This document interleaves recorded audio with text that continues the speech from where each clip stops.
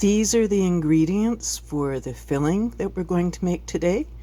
It's basically fresh ground chicken, a can of diced roasted chilies, some lime juice, some taco seasoning, diced red pepper, diced red onion, and a can of green sauce.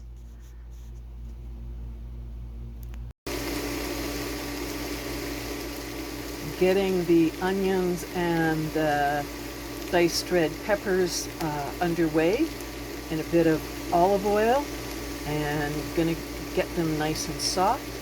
And once those are nice and soft, I'll be putting in the chicken and stirring it around.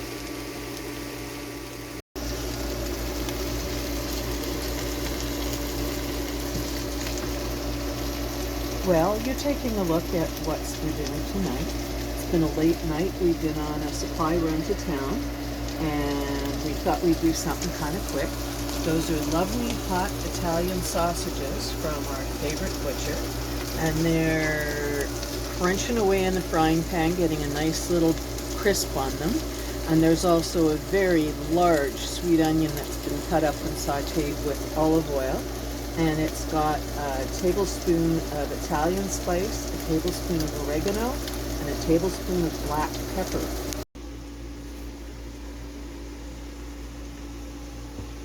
Right now, on the other side of the kitchen, we have our carrots and our celery and onions cooking.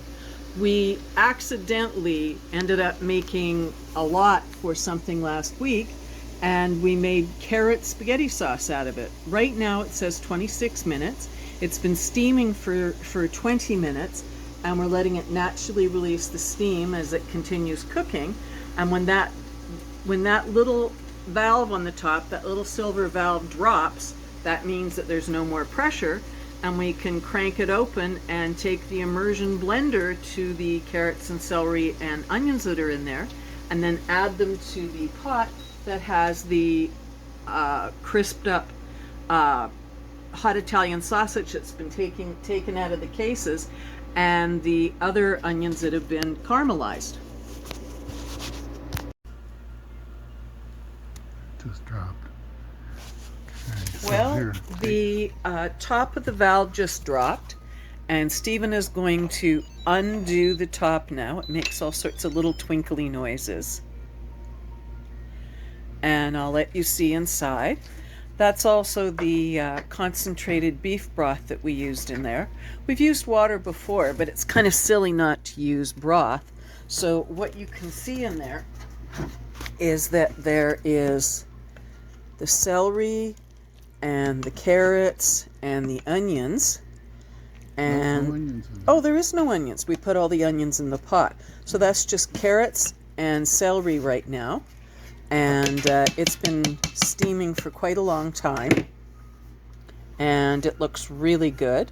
It's actually steaming up the camera, so I'll pull back a little bit. And so what we're going to do right now, what Steve's going to do, is that he's going to take the immersion blender and puree the daylights out of that stuff. So here he goes. Gotta find the switch. Okay, I got it.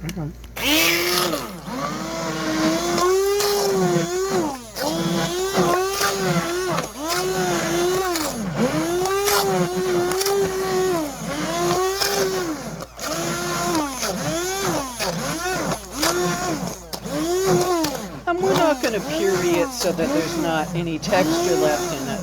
I mean, I don't want it silky smooth. I like a bit rustic, but we're going to get rid of the major chunks of celery and carrot in it.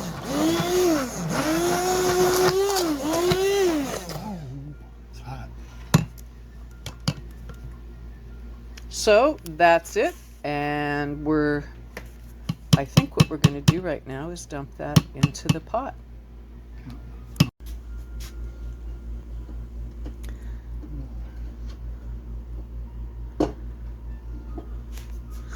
So right now, Steve's coming over with the pureed carrots and celery, and he's pouring them into the browned sausage meat and the onions.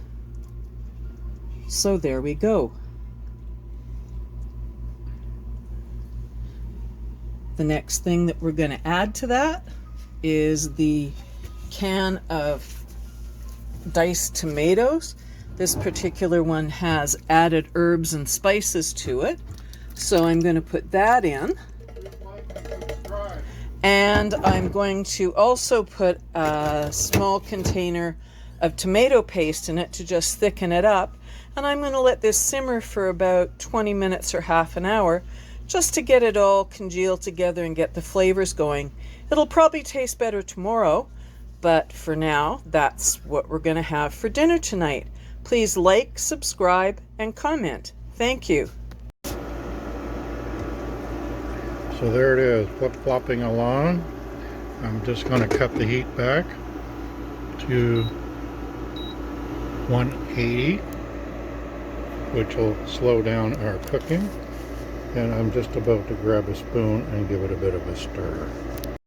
So Steven's been very interested in seeing what these Takis would taste like on top of spaghetti.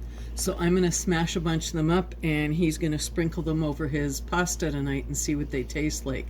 I'm very scared to see what happens, but we'll let you know if his head blows off. Also, if he'll go up and show you, if you lift that pot lid straight off, there is the buckwheat long spaghetti waiting to be drained. So that will be drained and put in the sauce, and we'll be eating it shortly.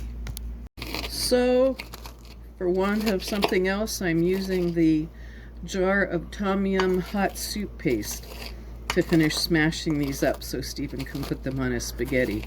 We might want to tell you too that we're still out at the cottage. And yeah, we're up here in the wintertime. No, we're not skiing. No, we're not snowmobiling. We're cooking. But we're cooking. So, there you go. Okay. Well, I've been into this, and I'm going to tell you, the Taki pepper, what are they? Taki what? They're the chili dragon ones. I'm going to tell you, man, are they some good.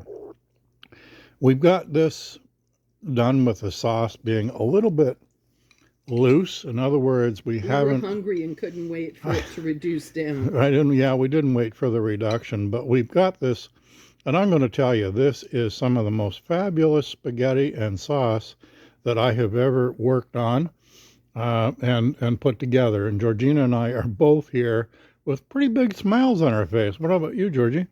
That's for sure. Yeah. So we'll get back to you again a little bit later with some of the recipe, okay? Bye for now.